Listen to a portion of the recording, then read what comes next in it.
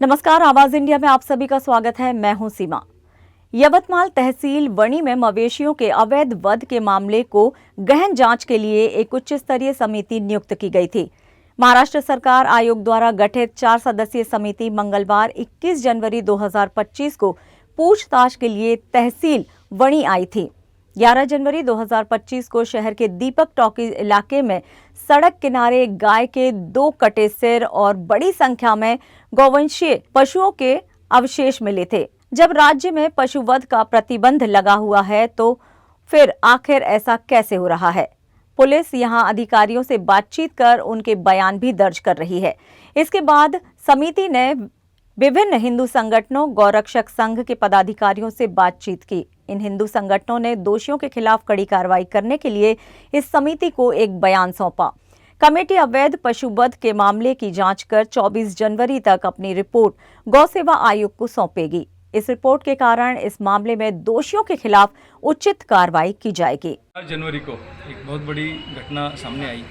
11 जनवरी को वनी के कुछ स्थानिक गौरक्षक हैं, उनको कुछ गौवंश के अवशेष मिले और उसकी तकरार पुलिस में की गई और पुलिस ने फिर वो कार्रवाई कर उस जगह से करीबन 11 ट्रैक्टर की ट्रॉली भरकर गौ माता के अवशेष वहाँ से जब्त किए और डंपिंग ग्राउंड में उसको डिस्पोज किए। एक बहुत बड़ी गंभीर घटना सामने आने के बाद कुछ समितियों ने गौ सेवा आयोग को एक निवेदन दिया था, क्या इस पर कुछ कार्रवाई होनी चाहिए।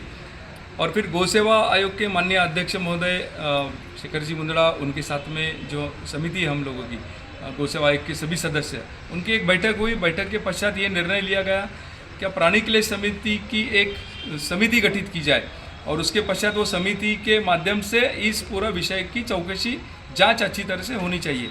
तो उस विषय में हम लोग 20 तारीख को मैं, सनत कुमार जी गुप्ता और उद्धव जी नेरीकर, ये गौ सेवा आयोग की तरफ से, और आतिश जी कटारिया एक स्थानिक हम लोगों को विधि तज्ञ चाहिए था, उनको साथ में लेकर हम लोगों ने एक बैठक ली। बैठक के पश्चात स्पॉट पर हम लोगों ने विजिट की और उसमें ध्यान में आया क्या, पुलिस प्रशासन और नगर पालिका के अधिकारी जिन्होंने हमें बताया गया कि काफ़ी सारा हम लोगों ने वहाँ से अवशेष को उठाया है, लेकिन बाद में हम लोग जब देखा तो अभी भी गौ माता के चेहरे और काफ़ी अवशेष वहाँ पर अभी भी बिखरे हुए मिले और साथ में 125 से अधिक गौ माता के टैग, मतलब गौ माता का जांच, उसकी ओलक पत्र, उसका वहाँ पर हम लोगों को आईडी प्रूफ हम लोगों को वहाँ पर मिला और उस सारी जांच होने के बाद में वहाँ पर स्पॉट वेरिफिकेशन एक नई तकनीक के ज़रिए वहाँ पर हुई।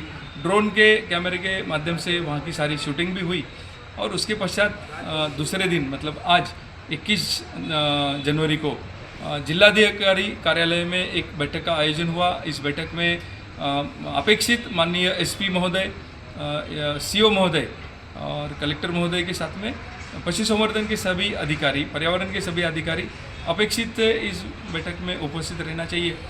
तो एडिशनल कलेक्टर जी महोदय, उनके उपस्थिति में ये बैठक संपन्न हुई और इस बैठक में कल का ब्यौरा रखा गया और गौ सेवा आयोग की तरफ से जो जांच होनी चाहिए हम लोगों को, उसके विषय के कुछ हम लोगों ने पॉइंट्स रखे और एक अच्छी बैठक यहाँ पर सफलतापूर्वक हुई। एडिशनल कलेक्टर साहब ने इस विषय में काफ़ी गंभीरता से इस विषय को लिया और आने वाले 15 दिन में इसकी काफ़ी अच्छी जांच होगी, ऐसा उस बैठक में निर्णय हुआ। और 15 दिन तक हम लोगों को अपेक्षा है क्या प्रशासन इसकी बिल्कुल जड़ तक जाना चाहिए, इसके सूत्रधार को पकड़ना चाहिए और कड़ी से कड़ी सज़ा मिलनी चाहिए।